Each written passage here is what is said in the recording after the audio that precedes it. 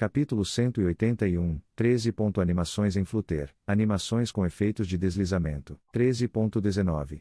Animações em Flutter. Animações com efeitos de deslizamento. As animações são uma parte essencial do design de aplicativos modernos, tornando a interação do usuário com o aplicativo mais intuitiva, suave e, em última análise, mais agradável.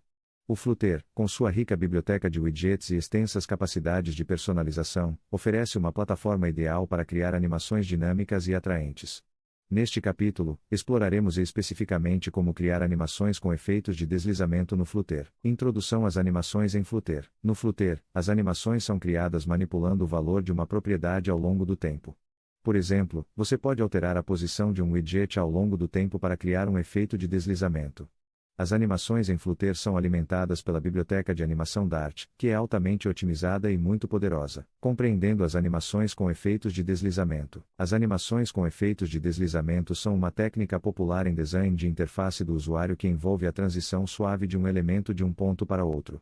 Este efeito pode ser usado para uma variedade de propósitos, como deslizar um painel de menu para dentro e para fora da tela, ou deslizar imagens em uma galeria de fotos. Como criar animações com efeitos de deslizamento em Flutter. A criação de animações com efeitos de deslizamento em Flutter envolve a utilização de dois componentes principais, o objeto Animation e o widget Animated Builder. O objeto Animation é o coração de qualquer animação em Flutter.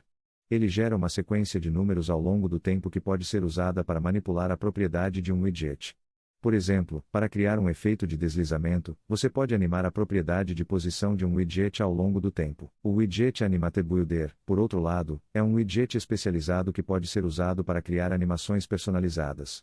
Ele toma uma animação como entrada e chama uma função de construção sempre que o valor da animação muda.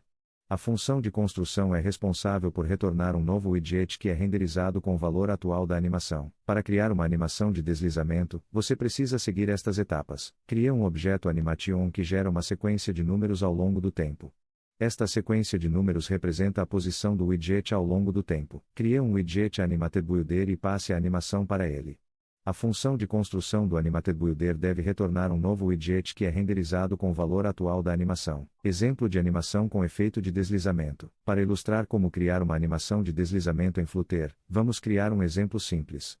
Neste exemplo, teremos um quadrado que desliza da esquerda para a direita da tela. Primeiro, criamos um objeto Animation que gera uma sequência de números de 0 a 1 ao longo de um segundo.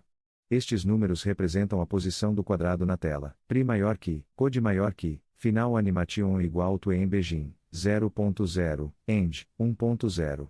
Animate controller, menor que barra code maior que, menor que barra pri maior que. Em seguida, criamos um widget Animated Builder que recebe a animação como entrada.